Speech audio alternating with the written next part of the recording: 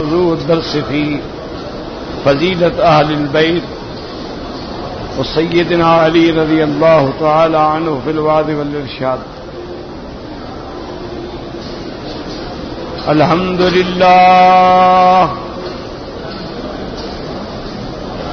الحمد لله وكفى والصلاة والسلام على خاتم الأنبياء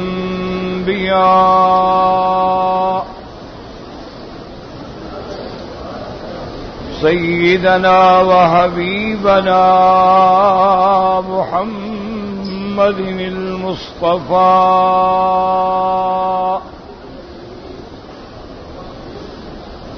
وعلى آله المجتبى وصحابه النجبى.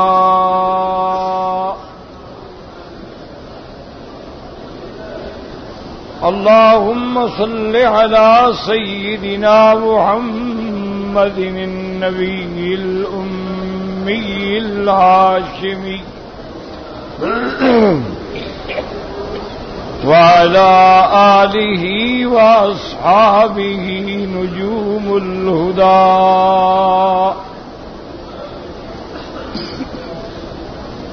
أما بعد فقد قال الله تبارك وتعالى في القرآن المجيد والفرقان الحميد: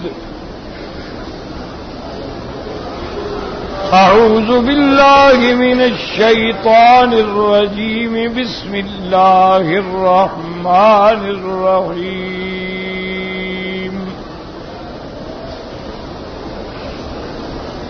إنما يريد الله ليذهب عنكم الرجس أهل البيت ويطهركم تطهيرا. قال النبي صلى الله عليه وسلم: عليكم سنتي وسنة الخلفاء الراشدين المهديين،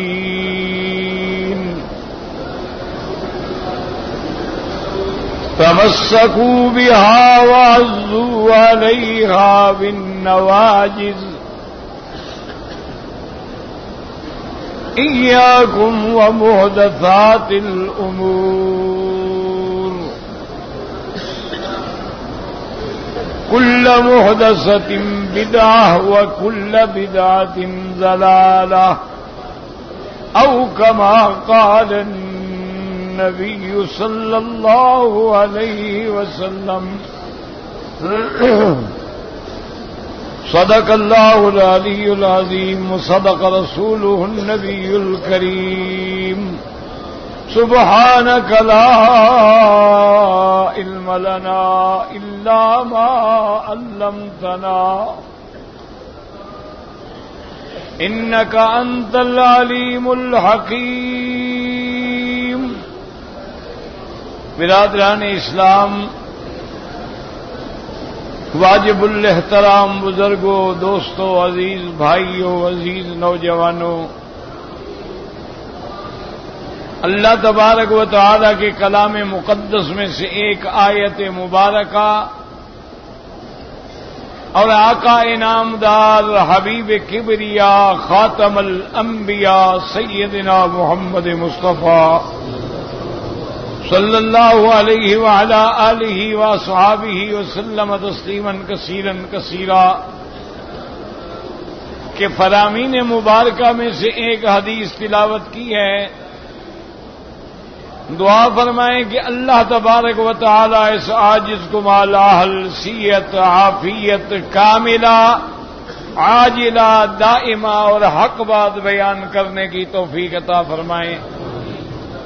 آپ کو سننے سمجھنے کی، ہم سب کو حق پر چلنے کی توفیق عطا فرمائیں.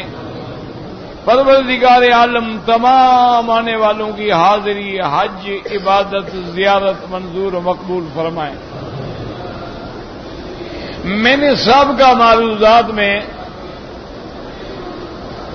اصحاب رسول اللہ صلی اللہ علیہ وسلم خلفائے راشدین اور آخر میں سیدنا علی اور اہل بیت نبی رضوان اللہ علیہم اجمعین کے بارے میں کچھ باتیں عرض کی.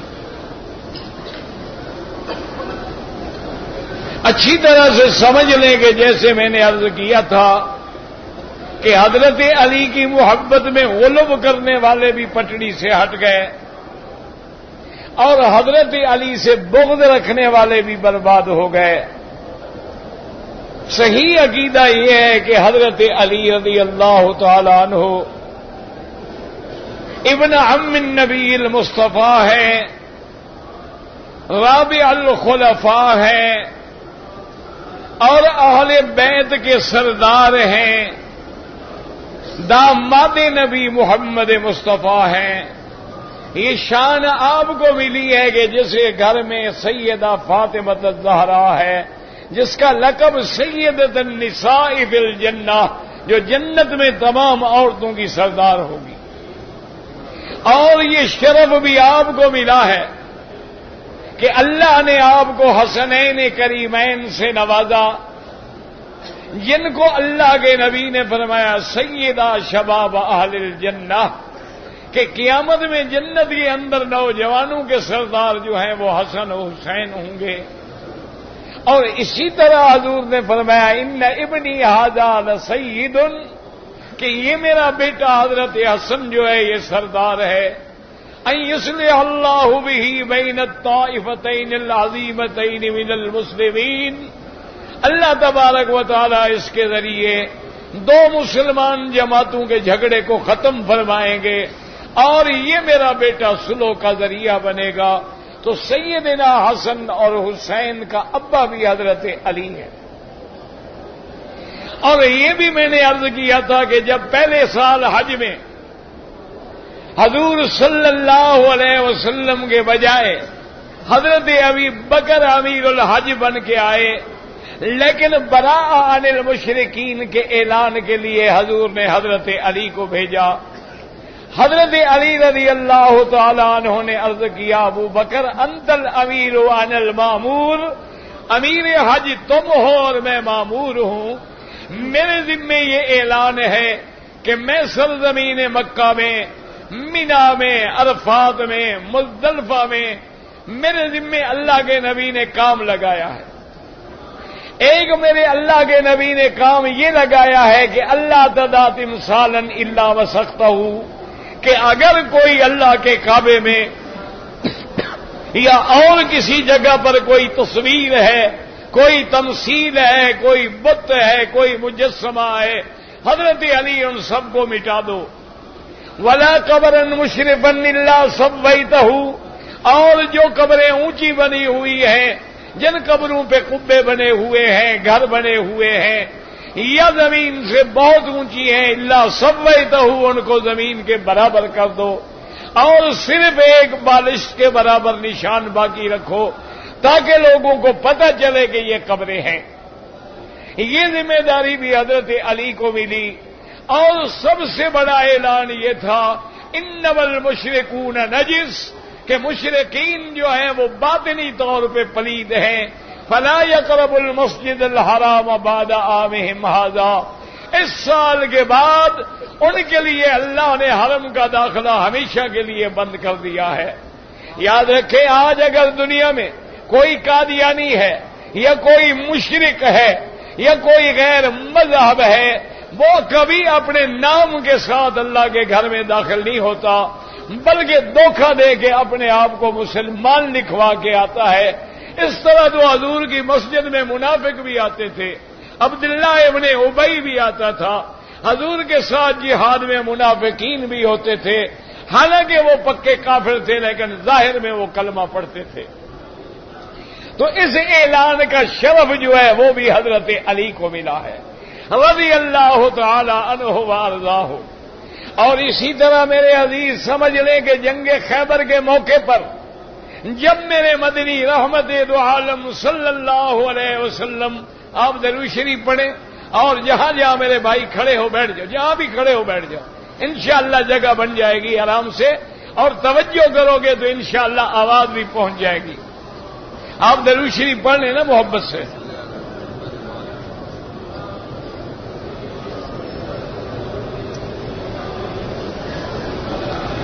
سرکار دو عالم جب جنگ خیبر پہ تشریف لے گئے، خیبر ایک بہت بڑا آباد علاقہ ہے. خیبر میں یہودیوں کا تسلط تھا. یہودیوں کے بڑے بڑے قبائل جو مدینے سے نکلے وہ بھی خیبر میں گئے. بنی قریظہ ہیں، بنی نذیر ہیں، بنی قینقاع ہیں، اور ویسے بھی وہاں یہودیت کا پورا تسلط تھا. خیبر کے علاقے پہ حکومت جو ہے وہ یہودیوں کی تھی. اللہ کے نبی جہاد کے لیے تشریف لے گئے. بہت بڑا لمبا واقعہ ہے. ایک قلعہ جو تھا خیبر کا وہ فتح ہونے میں نہ آیا. یاد رکھیں کہ خیبر میں کئی قلعے تھے، ایک قلعہ نہیں تھا. بہت سارے قلعے جو ہیں وہ صحابہ نے فتح کیے، لیکن ایک قلعہ مرحب جو ہے وہ بہت مضبوط قلعہ تھا، اور اس کی دیواریں اور اس کے دروازے اتنے مضبوط تھے کہ ان کا توڑنا ممکن نہیں تھا. اس لیے میرے آقا نے رحمت دو جہاں نے سیدنا محمد مصطفیٰ نے صلی اللہ علیہ وسلم نے اعلان کیا کہ اے میرے صحابہ، کل میں فتح خیبر کے لیے، مرحب کے قلعے کے فتح کرنے کے لیے اسلام کا پرچم ایک ایسے بندے کو دوں گا یحب اللہ و رسولہ، جو اللہ کے رسول کو محبوب رکھتا ہے، اور یحبہ اللہ و رسولہ، اللہ اور اللہ کا رسول اسے محبوب رکھتے ہیں. صحابہ کہتے ہیں کہ ہمیں تو ساری رات نیند نہیں آئی. اللہ عالم وہ کون خوش نصیب ہے جس کے ہاتھ میں اسلام کا پرچم آئے گا.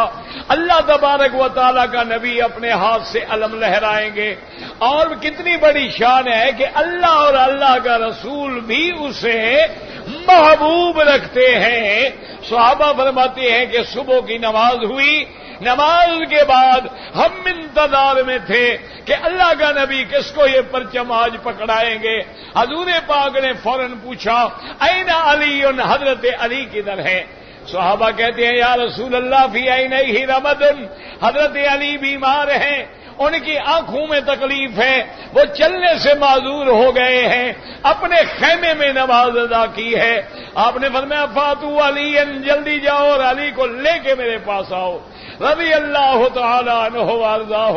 حضرت علی فرماتے ہیں میں نے دو آدمیوں کے کندھے پہ ہاتھ رکھا، میرے پاؤں زمین پہ نہیں ٹک سکتے تھے اور میں گردن نہیں جھکا سکتا تھا، زمین کی پشت بھی مجھے نظر نہیں آتی تھی.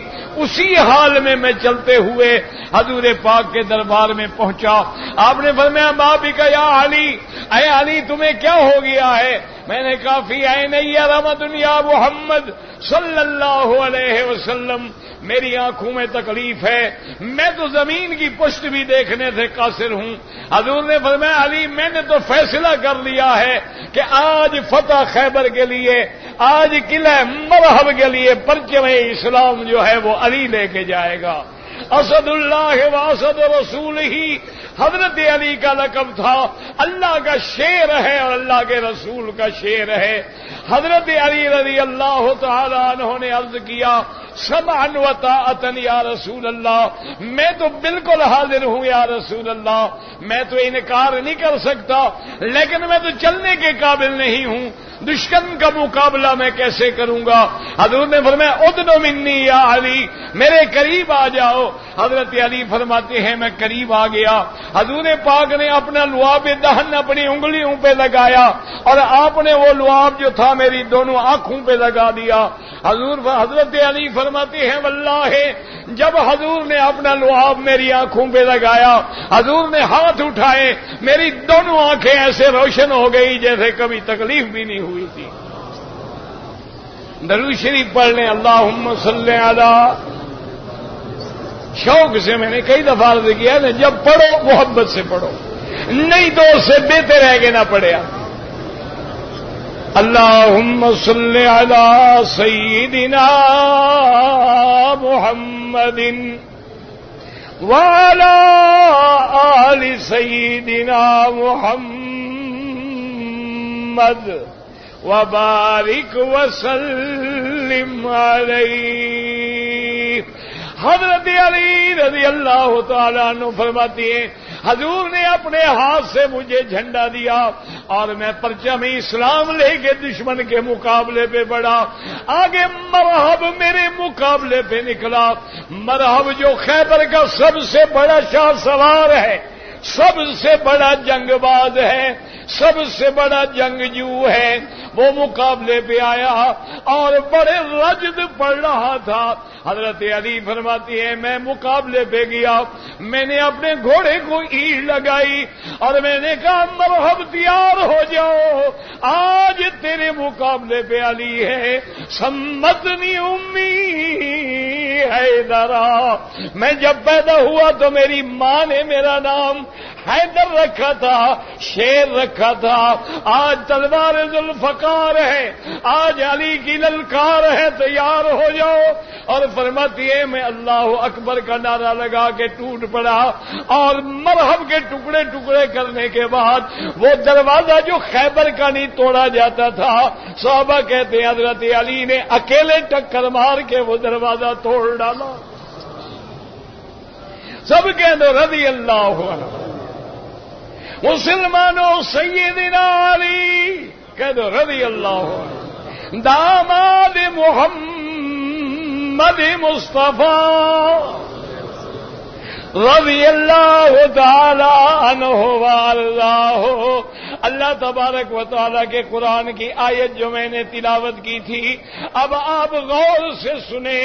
افسوس یہ ہے کہ مسلمانوں میں بھی فرقے بن گئے, کوئی روافض بن گئے, کوئی خوارج بن گئے, کوئی قدریہ بن گئے, کوئی معتزلہ بن گئے, کوئی کرامیہ بن گئے, کوئی جہمیہ بن گئے, کوئی مشبہ بن گئے, کوئی مبتدیہ بن گئے.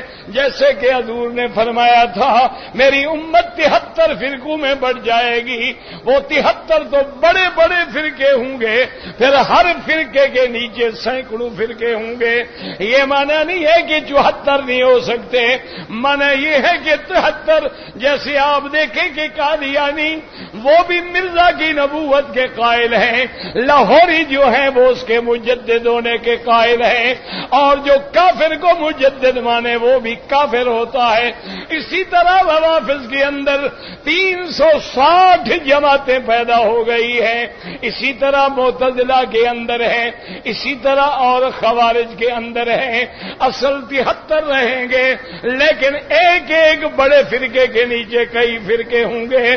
اور نتیجہ یہ نکلا ماں سوا ان لوگوں کے جن کو اللہ نے ہدایت دی ہے, لوگ پٹڑی سے اتر گئے. بعض لوگوں نے اہل بیت سے حضور پاک کی بیویوں کو نکال دیا, اور بعض لوگ ضد میں آ کر خوارج نے اہل بیت سے حضرت علی کو اور حضور صلی اللہ علیہ وسلم کے داماد کو نکال دیا. حالانکہ یہ دونوں باتیں جو ہیں وہ زیادتی ہے. اللہ قرآن میں فرماتی ہیں انما یرید اللہ لیذہب عنکم الرجس اہل البیت ویطہرکم تطہیرا. یہ آیت تطہیر ہے, اور روافض اعتقاد رکھتے ہیں اس آیت کے مستحق جو ہیں صرف حضرت علی ہیں, بی بی فاطمہ ہیں, حسن حسین ہیں, اور کوئی اس کا مستحق نہیں ہے. وہ حضور کی بیویوں کو نہیں مانتے. وہ کہتے ہیں کہ وجہ یہ ہے کہ ایک حدیث مبارک میں آیا ہے جب یہ آیت اتری میرے مدنی صلی اللہ علیہ وسلم اپنے گھر میں موجود تھے, حضرت علی بھی موجود تھے, حضرت فاطمہ, حضرت حسن, حضرت حسین بھی موجود ہیں, اور حضور نے اپنی چادر مبارک لے کر ان سب کے اوپر ڈال دی, اور اس کے بعد اللہ تعالی کے آگے دعا کی اللہم ہؤلاء اہل بیتی, یا اللہ یہ میرے اہل بیت ہیں، اس لیے وہ دلیل پکڑتے ہیں فقط یہ 5 اہل بیت ہیں، ان کے علاوہ کوئی اہل بیت نہیں، اور اسی لیے انہوں نے وہ شرکیہ شعر بھی لکھا ہے، لی خمسۃ اطفی بہا حل الوباء الحاتمہ المصطفیٰ والمرتضی ابناہما والفاطمہ۔ وہ کہتی ہیں کہ اس کا مصداق صرف یہ 5 ہیں، لیکن یاد رکھو، اور بعض کہتے ہیں کہ نہیں صرف حضور کی بیویاں ہیں، لیکن جو انصاف کی بات ہے، جو عدل کی بات ہے، وہ اللہ کے گھر میں بیٹھ کے سنیں، اللہ کے گھر میں بیٹھ کے سمجھیں۔ اصل یہ آیت جو ہے، آیت تطہیر جو ہے، یہ حضور کی بیویوں کے شان میں اتری ہے، ازواج رسول کے شان میں اتری ہے۔ اللہ کا قرآن گھر میں جا کے کھول کے دیکھ لیں، یا ایھا النبی قل لازواجک ان کنتن تردن الحیات الدنیا وزینتها، یہ بیویوں کو خطاب ہے۔ آگے اللہ فرماتے یا نساء النبی لستن کاحد من النساء، یہ بھی بیویوں کو خطاب ہے۔ ومن یقنط منکن للہ ورسولہ، یہ بھی بیویوں کو خطاب ہے۔ انما یرید اللہ لیذھب، یہ بھی بیویوں کو خطاب ہے۔ اصل اہل بیت نبی جو ہے وہ بیویاں ہیں محمد مصطفیٰ کی رضوان اللہ تعالی علیہم اجمعین۔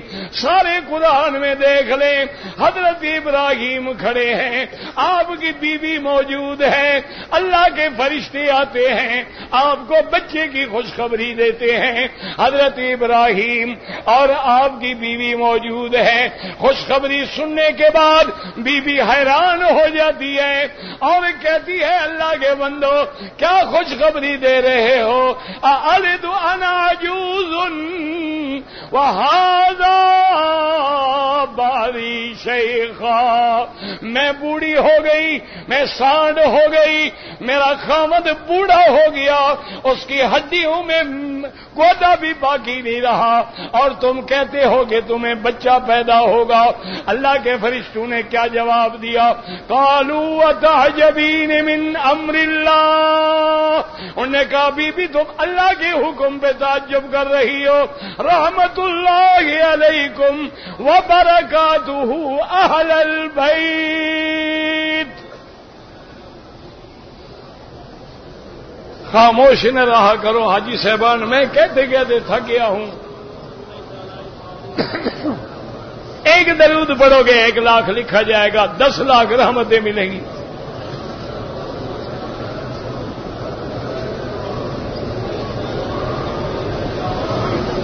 اب جناب آپ دیکھیں کہ اہل بیت سے کیا مراد ہے؟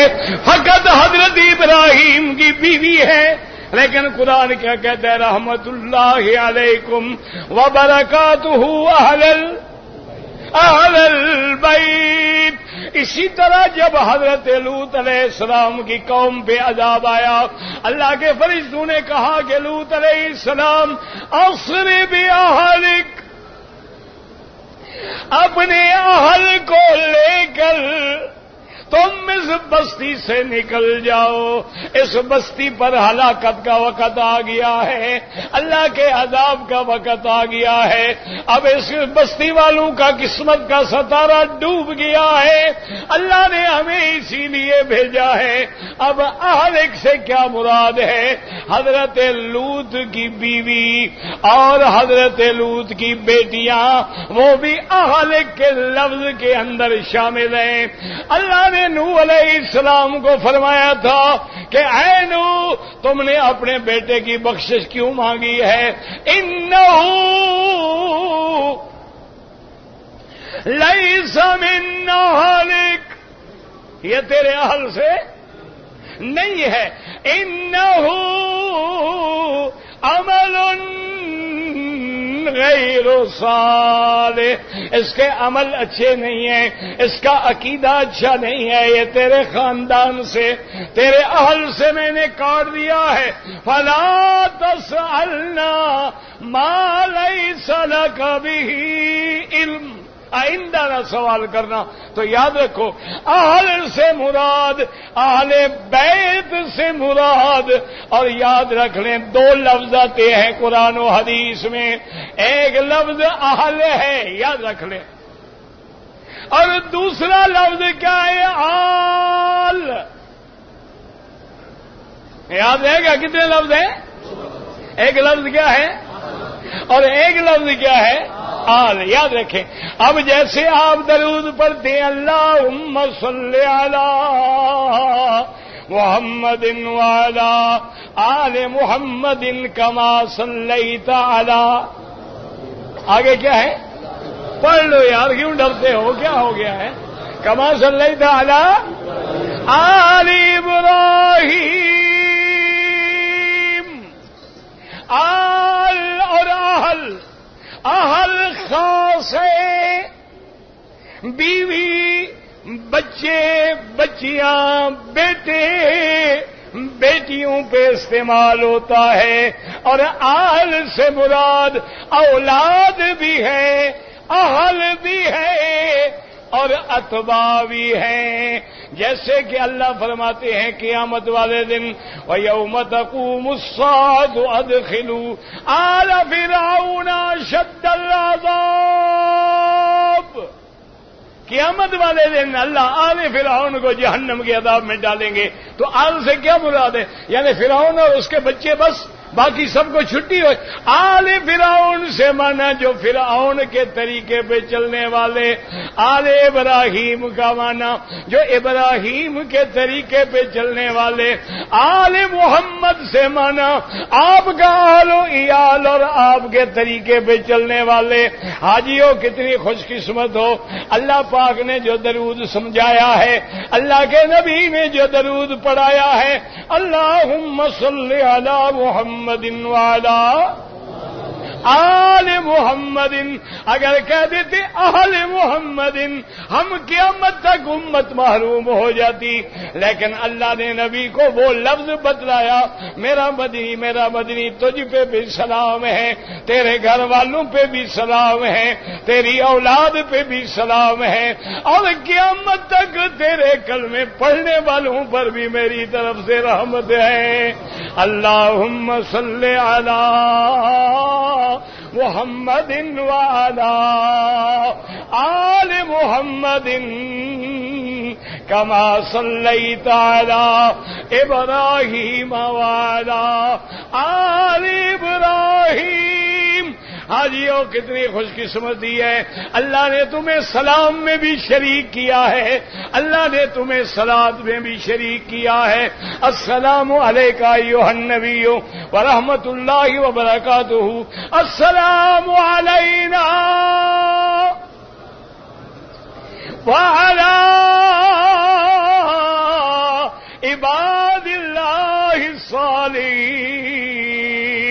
اور حاجیوں مبارک ہو, صحیح عقیدے والا جب نماز پڑھتا ہے, جب فرض پڑھتا ہے, واجب پڑھتا ہے, سنت پڑھتا ہے, نفل پڑھتا ہے, تہجد پڑھتا ہے, اشراق پڑھتا ہے, ضحیٰ پڑھتا ہے, ہر وقت صلاۃ و سلام کی رحمت کے اندر موجود ہے. اور اہل بدعت جو ہے وہ صرف 12ویں والے دن مہینے میں سال کے اندر ایک دفعہ صلاۃ و سلام میں شریک ہوتا ہے. ایمان والا موحد جو ہے اس کی تو نماز نہیں ہوتی جب تک سلام نہ ہو, اس کی تو نماز نہیں ہوتی جب تک حضور پہ صلات نہ ہو, اس کی تو دعا نہیں ہوتی جب تک دعا کے اول میں حضور پہ درود نہ ہو اور آخر میں حضور پہ درود نہ ہو. وہ تو مسجد میں داخل نہیں ہوتا جب تک محمد مدنی پہ صلات و سلام نہ پڑھے. بسم اللہ والصلاۃ والسلام علی رسول اللہ.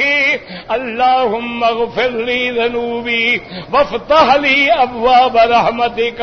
اور یاد رکھو کپڑا ڈالنے کی اور دعا مانگنے کی وجہ کیا ہے؟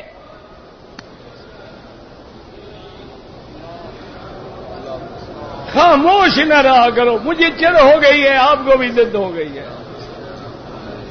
اللہ ہم دونوں پر رحمت کرے. مجھے چڑ ہو گئی ہے, میں کہتا ہوں حاجی کی زبان ہلتی رہے. آپ کہتے ہیں کہ نہیں جناب, نہ ہم ہلیں گے نہ زبان ہلے گی. بس کوئی اٹھا کے کھڑا کر دے الگ بات. یہ ہماری قوم ہے نا جی ماشاءاللہ. ان کو کہو زندہ باد یہ ساتھ ہیں, کہو مردہ باد یہ ساتھ ہیں, کہو جناب والا اہل بیت زندہ باد یہ ساتھ ہیں, یزید مردہ باد یہ ساتھ ہیں, پھر کہو یزید زندہ باد یہ ساتھ ہیں. اس لیے علماء نے لکھا ہے پہلے لیڈر کھڑے ہوتے تھے, امتیں کھڑی نہیں ہوتی تھی. حضور کے آنے کے بعد امت تو بڑی کھڑی ہو گئی ہے, لیکن اب قائد نہیں ملتے.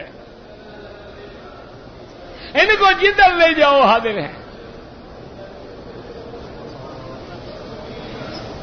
ان کو ماشاءاللہ مینا میں قربانی کا گوشت کھلاؤ حاضر ہے, 11ویں کا دودھ پلاؤ تو حاضر ہے. یہ ماشاءاللہ بڑی نرم دل قوم ہے, ہر بات بے راضی ہے. یہ جناب یا حسین کا ماتم کراؤ تو حاضر ہے, دلدل شریف کے نیچے گزارو تو حاضر ہے. ان کو جناب قرآن اٹھا کے جس عورت اور لڑکے نے کبھی زندگی میں نہیں پڑھا, شادی والے دن قرآن کے نیچے سائے میں گزارو, یہ حاضر ہے. اور جب بندہ مر جائے مولوی قرآن لے کے گھما کے گناہ بخشوائے, یہ راضی ہے. کعبے شریف کو جمپ کر کے چادریں لگا رہے ہیں, لیکن داڑھی رکھنے کا کسی کو حیا نہیں آیا.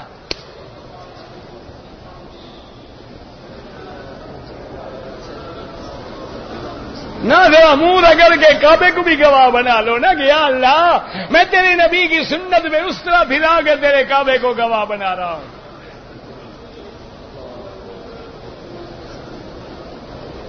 اب جناب سمجھیں کہ جب حضور نے کپڑا ڈالا اس کے نیچے کون ہے؟ حضور محمد مصطفیٰ ہے,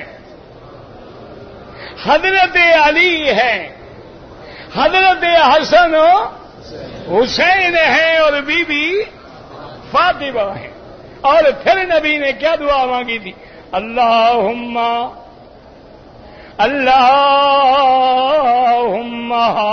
ہؤلاء اہل بیتی. بی بی آپ کی بیٹھی ہے, اس نے بھی کہا ادخل انا یا رسول اللہ. بیوی نے کہا حضور میں بھی اس چادر کے نیچے آ جاؤں. حضور نے فرمایا انت علی خیر. ہاں جی سمجھو, دماغ ادھر کرو گے تو بات سمجھ آئے گی. دیکھو نا, اگر برتن اوندا کر دو نلکے کے سامنے, سارا دن نل چلاؤ, پانی کتنا جائے گا؟ اگر برتن سیدھا ہو تو 5 منٹ میں بھر جائے گا. تم بھی دین سمجھنا چاہو, نیت ہو, ارادہ ہو تو اللہ دروازے کھول دیں گے. اگر سمجھنا ہی نہ چاہو تو ٹھیک ہے.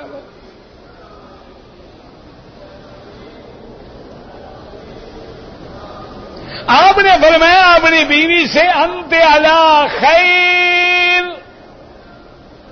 آپ تو خیر پہ ہو, تمہیں آنے کی کیا ضرورت ہے. اور دوسری بات سمجھیں, غور کر کے توجہ کر کے سمجھیں کہ اگر اس آیت سے مراد آیت تطہیر سے مراد یہ 5 تن ہیں, اور تمہارے ملک میں بھی رواج ہے, کیا کہتے ہیں 5 تن پاک, 5 تن کہتے ہیں کہ نہیں؟ ہاں جی کہتے ہیں نا, پاکستان, ہندوستان, بنگلہ دیش, ہر جگہ کیا کہتے ہیں 5 تن. یہ مسئلہ کبھی سمجھا ہے تم نے؟ اللہ کی رحمت ہے آج. یعنی یہ 5 تن پاک ہیں, باقی ناپاک ہیں. کبھی غور بھی کیا ہے کہ تم نے؟ نہیں. یعنی صرف یہ 5 پاک ہیں, اللہ کا نبی اور کسی کو پاک نہیں کر سکا.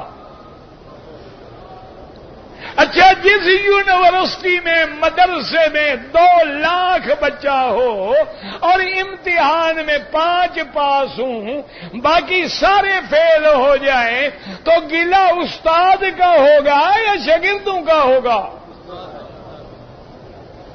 اللہ کے نبی نے سب کو کلمہ پڑھایا، وہ ناپاک رہ گئے، صرف 5 پاک ہوئے۔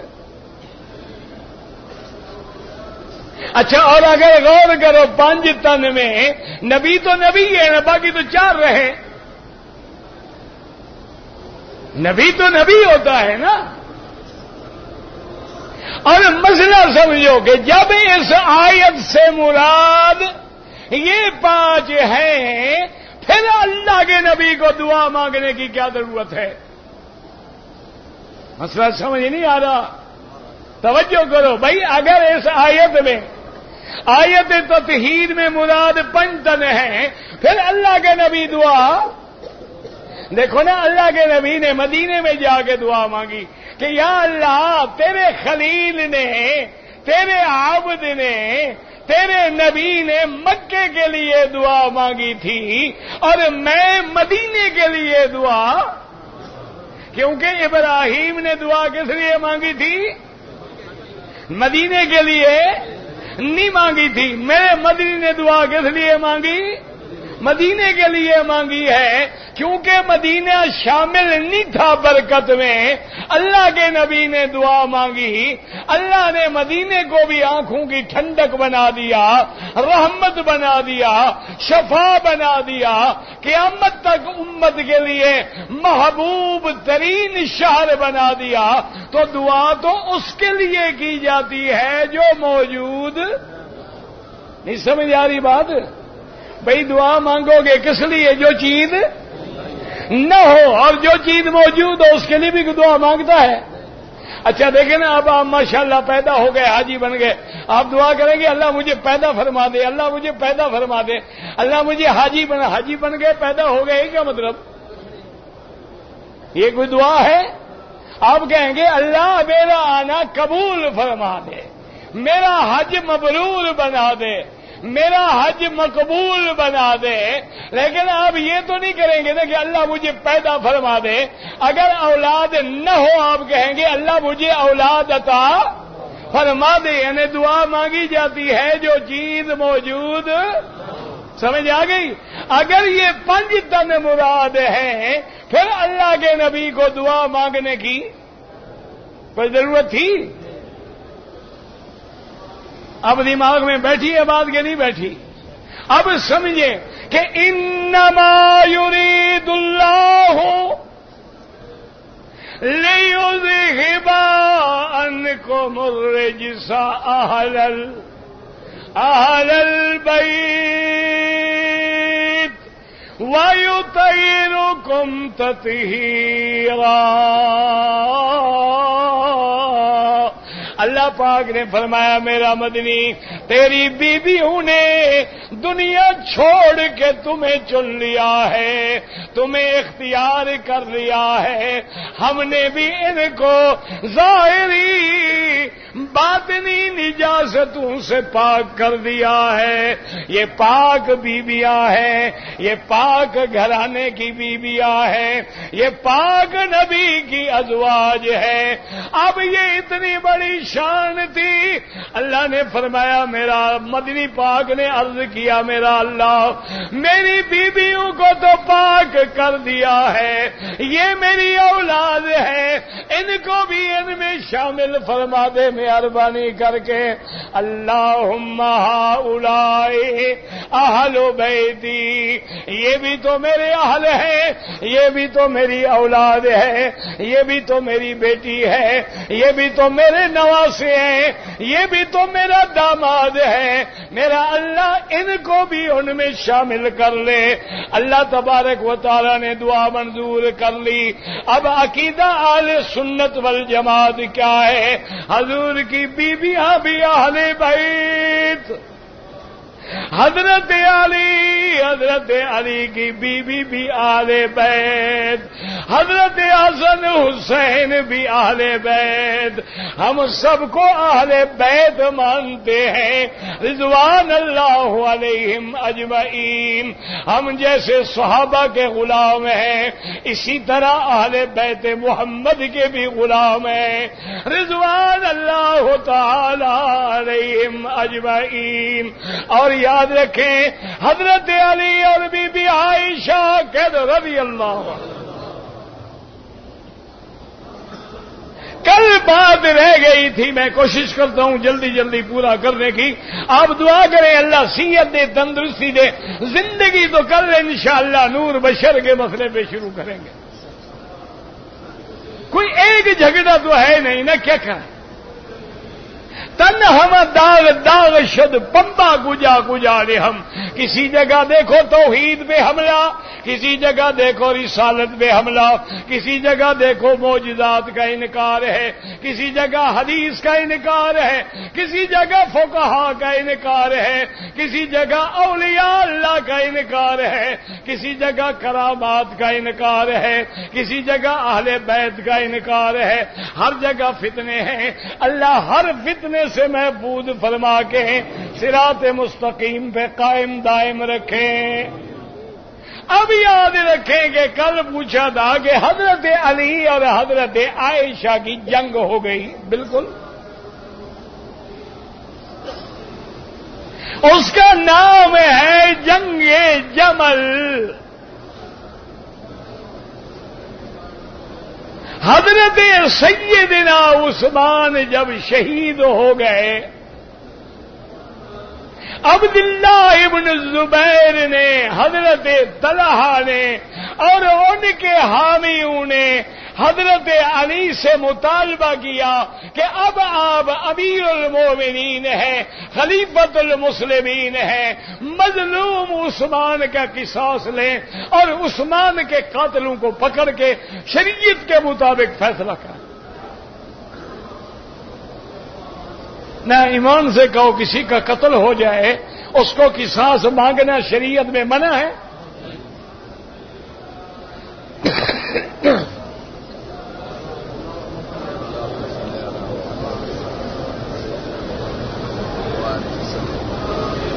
اب جو دشمن تھے، منافقین تھے، عبداللہ ابن سبا کے چکر میں آنے ہوئے تھے، ان میں بڑے بڑے اچھے لوگ بھی آ گئے.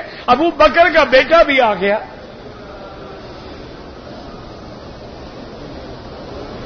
انہوں نے محسوس کیا کہ اگر دباؤ بڑھتا گیا تو حضرت علی ہمیں پکڑ لیں گے.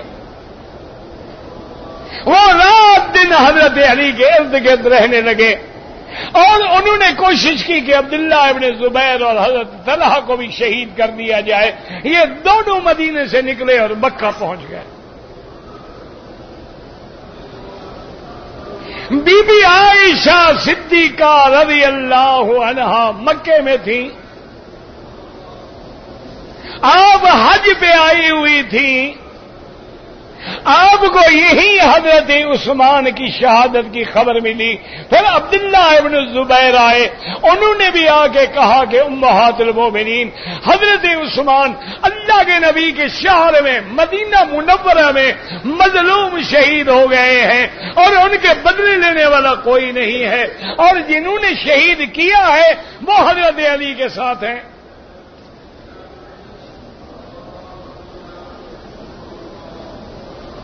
آپ مہربانی کر کے چونکہ امہات المومنین ہیں، آپ کی قدر جو ہے وہ امت کی نگاہوں میں ہے، آپ اس مقدمے کی مدعی بنے، ہمارا ساتھ دیں. ہم حضرت علی سے مطالبہ کرتے ہیں کہ یا وہ خود بدلہ لیں یا قاتلوں کو ہمارے ذمہ داری میں ہمیں سپرد کریں. بی بی عائشہ بھی تیار ہو گئی اور جو جو لوگ مظلوم عثمان کے حامی تھے، بی بی عائشہ کے قدردان تھے، وہ بھی جمع ہوتے گئے. بڑھتے بڑھتے بڑھتے قافلہ بن گیا. اب حضرت عبداللہ ابن زبیر نے عرض کیا کہ امہات المومنین قافلہ بہت بڑھ گیا ہے، اگر ٹکراؤ ہو جائے بڑا نقصان ہوگا، لہذا ہم ایسا کرتے ہیں مدینہ منورہ نہیں جاتے، ہم بصرہ چلے جاتے ہیں.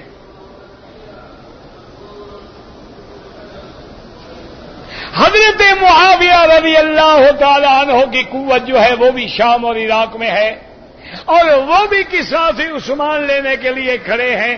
ہم بھی وہاں پہنچ جائیں گے، طاقت بن جائے گی. قوت بن جائے گی، پھر ہمارے مطالبے میں وزن ہوگا۔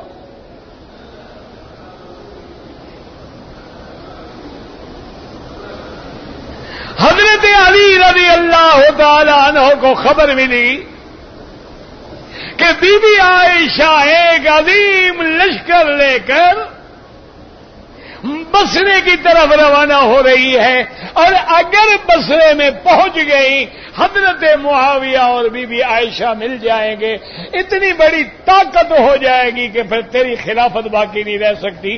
لہذا حضرت علی نے بھی فوجیں تیار کی اور بی بی کا راستہ روکنے کے لیے نکل آئے میدان میں۔ اچھی طرح بات سمجھیں، یاد رکھو معصوم نبی ہوتا ہے، معصوم نبی ہوتے ہیں، صحابہ معصوم نہیں ہوتے، محفوظ ہوتے ہیں، لیکن صحابہ سے جو غلطیاں ہوئی ہیں اللہ نے ان سب کی غلطیاں معاف کر دی ہیں۔ حضرت علی رضی اللہ تعالی عنہ بھی اپنی قوت کو لے کے بڑھے۔ مدینہ منورہ سے نکلنے کے بعد اور بی بی عائشہ کے مکہ سے نکلنے کے بعد راستے میں ایک مقام ایسا آیا جہاں دونوں فوجیں اور دونوں جماعتیں اور دونوں لشکر آمنے سامنے آ گئے۔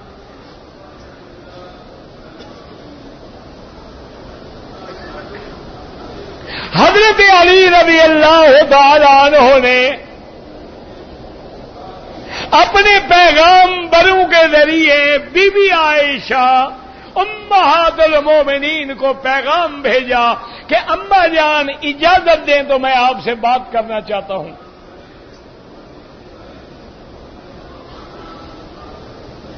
خدا کے بندے ہر بات میں غور کرو، ہر بات میں توجہ کریں، اللہ معاف کرے، اللہ معاف کرے۔ دشمن ایسے ہوتے ہیں کہ دونوں طرف کی جماعتوں میں مل کے ایسے ایسے فتنے کھڑے کر دیتے ہیں۔ آج نہیں دیکھ رہے ہو پوری دنیا میں کیا ہو رہا ہے؟ آج آپ دیکھ لیں کشمیر میں، فلسطین میں، گجرات میں، احمد آباد میں، پاکستان میں، بنگلہ دیش میں، شیشان میں، ہر جگہ کیا ہو رہا ہے؟ چند مسلمانوں کو خرید کے ان کے ذریعے ایک پتھر مارا جاتا ہے، ادھر سے میزائلوں کی بارش ہو جاتی ہے۔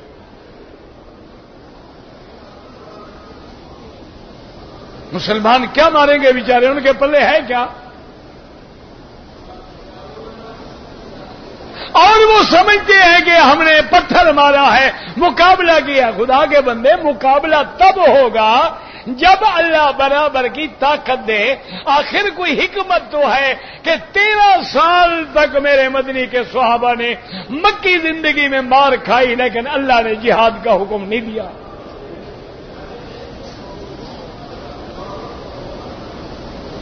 جب حضور مدینہ میں پہنچے اور وہ پہلا غزوہ بدر جو ہے وہ بھی جنگ نہیں تھی، وہ تو ابو سفیان قافلہ لے کے جا رہا تھا اور اس مال سے مدینے پہ حملہ کرنا تھا۔ اللہ کے نبی نے اس قافلے پہ چڑھائی کی تھی، جنگ تو مقصد ہی نہیں تھا۔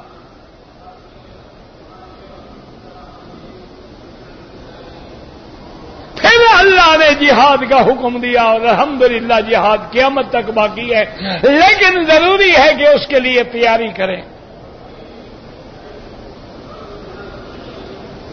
حضرت علی رضی اللہ تعالی عنہ نے پیغام بھیجا، بی بی عائشہ نے فرمایا کہ بالکل میرا بیٹا ہے، میں کیوں نہیں ملوں گی؟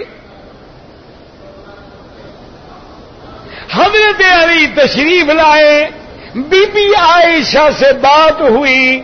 اما عائشہ نے کہا کہ علی نہ تیری خلافت سے انکار ہے، نہ تیری سیادت سے انکار ہے، نہ تیری قیادت سے انکار ہے، صرف ایک مطالبہ ہے کہ عثمان مظلوم ہے، مدینے میں شہید ہے، اس کے قاتل تیرے دائیں بائیں ہیں، مہربانی کر کے ان سے بدلہ لے۔ اگر تمہاری طاقت نہیں ہے تو پھر ہمارے حوالے کر دے، تم ان سے الگ ہو جاؤ۔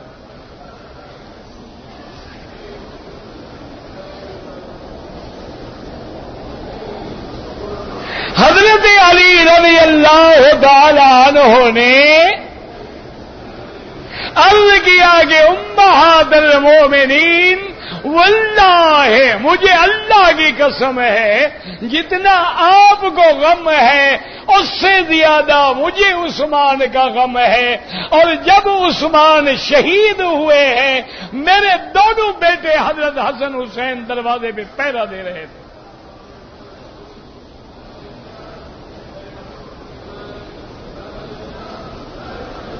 حضرت عثمان کے گھر پہ پہرا دینے والے حسن حسین تھے، اور جب شہادت کی خبر ملی حضرت علی بگڑے کہ آئین انتما، کہ حسین تم کہاں تھے کہ دشمن جو ہے اس نے عثمان کو شہید کر دیا، تم خاموش رہے۔ انہوں نے کہا ابا جان آپ نے ہماری ڈیوٹی سی دروازے پہ لگائی تھی، یہاں سے ہم نے کسی کو نہیں گزرنے دیا ہے، اگر وہ دوسری طرف سے دیوار پھلانگ کے اندر گئے ہمارا کیا قصور ہے؟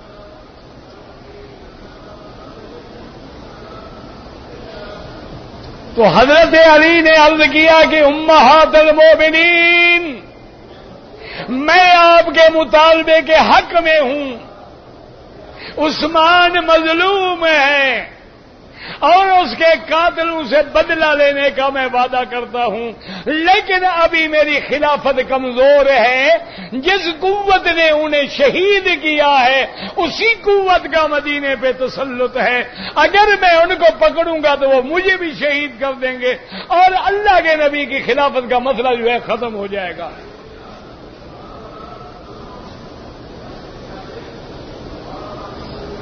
آپ مجھے مہلت دیں، آپ مجھے موقع دیں، میں آپ سے وعدہ کرتا ہوں کہ سب سے پہلے قاتلان عثمان سے میں بدلہ لوں گا۔ اور بی بی نے کہا کتنی مہلت چاہیے؟ حضرت علی نے کہا 6 مہینے کی مہلت دے دیں۔ بی بی نے فرمایا میں راضی ہوں، تم میرے بیٹے ہو۔ دونوں کیمپوں میں خوشی کی لہر دوڑ گئی، اب شرا مبارکبادیاں ملنے لگ گئی کہ ماں بیٹے میں سلو ہو گئی ہے۔ انہوں نے کہا حضرت علی اب میں بصرہ بھی نہیں جاؤں گی، انشاءاللہ رات یہی قیام کریں گے اور صبح کو قافلہ مدینے نکلے گا۔ حضرت علی نے کہا اماں جان صبح کا جب قافلہ نکلے گا عائشہ کی اونٹ کی مہار پکڑ کے چلنے والا علی ہوگا۔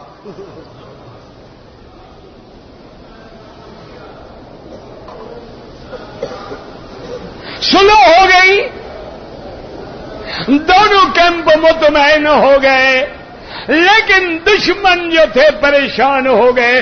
انہوں نے کہا علی کے بعد پہلے بھی قوت تھی، اگر بی بی عائشہ بھی مل گئی، معاویہ رضوان اللہ علیہم اجمعین بھی مل گئے، ہمیں پھر زمین پہ چلنے کا کوئی موقع نہیں ملے گا، لہذا آج رات کچھ کرو ورنہ ہماری قوت جو ہے ہمیشہ کے لیے مٹ جائے گی۔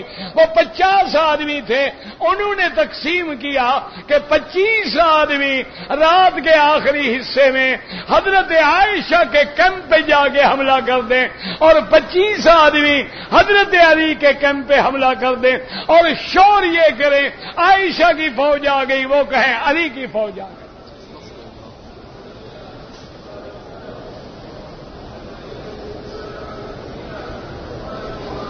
اب جناب دونوں کیمپوں میں جھگڑا کرنے والے وہ یہودی تھے، دونوں کیمپوں میں جھگڑا کرنے والے عبداللہ ابن سبا کی پارٹی تھی، دونوں کیمپوں میں جھگڑا کرنے والے منافقین تھے، دونوں کیمپوں میں جھگڑا کرنے والے قاتلان عثمان تھے۔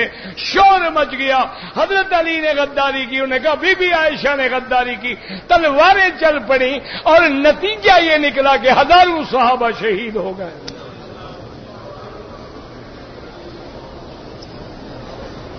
اور یاد رکھیں یہ وہی جنگ جمل ہے،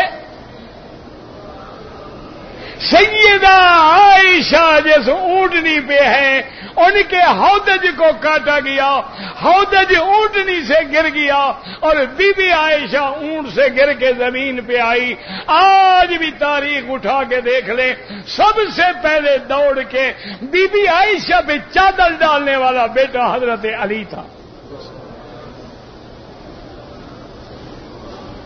انہوں نے کہا یا امہات المومنین، آپ نے اپنے کو بھی ہلاک کیا، مجھے بھی ہلاک کیا۔ انہوں نے کہا واللہ لا ادری یا علی، علی نے کہا یا امہات المومنین واللہ لا ادری، ہم قسم کھاتے ہیں ہمیں کوئی پتہ نہیں کہ جنگ کیسے چھڑی ہے۔ یاد رکھیں اس طرح یہ لڑائی ہوئی، دونوں کی صلح ہو گئی، دونوں کو غلطی سے لڑا دیا گیا۔ اس لیے تمام علماء حق جو ہے اہل سنت والجماعت کا یہ عقیدہ ہے قتلاہما فی الجنت، دونوں طرف سے شہید ہونے والے شہید ہیں اور دونوں جنتی ہیں۔ ایک دن حضرت علی بیٹھے ہیں، درود شریف پڑھ لیں، شوق سے، مہربانی کر کے شوق سے پڑھ لیں۔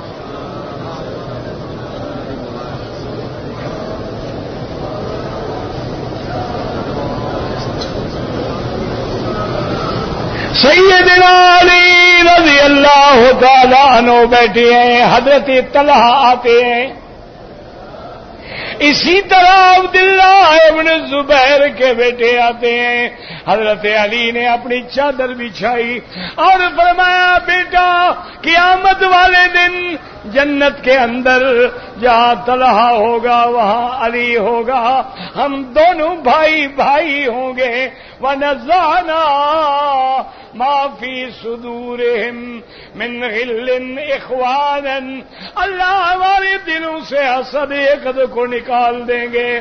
آج بھی ہم بھائی ہیں اور قیامت تک کی بھی ہم بھائی رہیں گے۔ یہی وجہ تھی حضرت حسن رضی اللہ تعالیٰ عنہ نے اس جنگ کو بڑھنے سے روکنے کے لیے باوجود خلیفہ ہونے کے حضرت علی کی شہادت کے بعد حضرت امیر معاویہ رضی اللہ تعالیٰ عنہ کے ہاتھ پہ بیعت کر کے صلح کر لی۔ اللہ کے نبی کی پیش گوئی بھی پوری ہو گئی۔ ان ابنی ھذا لسید، یاد رکھیں میرے مدنی کے صحابہ بھی برحق ہیں، آل بیت بھی برحق ہیں رضوان اللہ علیہم اجمعین، آپس میں مہربان ہیں۔ رحماء بینہم تراہم رکعا سجدا یبتغون فضلا من اللہ ورضوانا، یا اللہ ہمیں بھی حضور کی محبت نصیب فرما، یا اللہ صحابہ اور اہل بیت کی محبت نصیب فرما، یا اللہ امہات المومنین کا ادب نصیب فرما، یا الہ العالمین تابعین تبع تابعین محدثین فقہا اولیاء علماء صلحاء کی محبت نصیب فرما۔ یا اللہ ہمیں مانگنا نہیں آتا، بغیر مانگے اپنی نعمتیں عطا فرما دے۔ یا اللہ بیماروں کو شفا عطا فرما، بے حیاؤں کو حیا عطا فرما، بے اولادوں کو اولاد عطا فرما، جن کی اولادیں ہیں ان کو صالح بنا، جن کے گھروں میں بچیاں ہیں ان کے رشتے آسان فرما۔ یا اللہ بے روزگاروں کو روزگار عطا فرما۔ یا اللہ فلسطین پہ فلسطینی مسلمانوں پہ رحم فرما۔ یا اللہ فلسطین پہ رحم فرما۔ یا اللہ کشمیری مسلمانوں پہ رحم فرما۔ یا اللہ مسلمان جس ملک میں ہے اس کی جان مال آبرو عزت کی حفاظت فرما۔ یا اللہ اس بلد الامین کو قیامت تک ہر فتنے سے محفوظ فرما۔ یا اللہ بلاد اسلامیہ کی حفاظت فرما۔ یا اللہ مساجد و مدارس کی حفاظت فرما۔ یا اللہ دینی اجتماعات کی حفاظت فرما۔ یا اللہ دین کے کام کرنے والوں کی حفاظت فرما۔ یا اللہ دین کی تبلیغ کرنے والوں کی حفاظت فرما۔ یا اللہ پاکستان پہ رحم فرما۔ یا اللہ پاکستان کی حفاظت فرما۔ یا اللہ پاکستان میں قرآن و سنت کا قانون نافذ فرما۔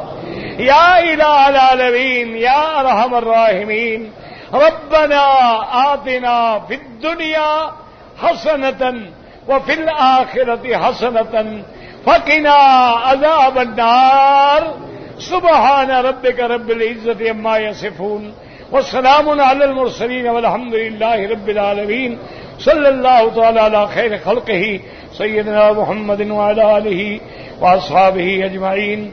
اللهم صل على سيدنا محمد وعلى آل سيدنا محمد كما صليت على إبراهيم وعلى آل إبراهيم في العالمين إنك حميد مجيد. إنك حميد مجيد. إنك حميد مجيد. إنك حميد مجيد. إنك حميد مجيد. إنك حميد مجيد. إنك حميد مجيد.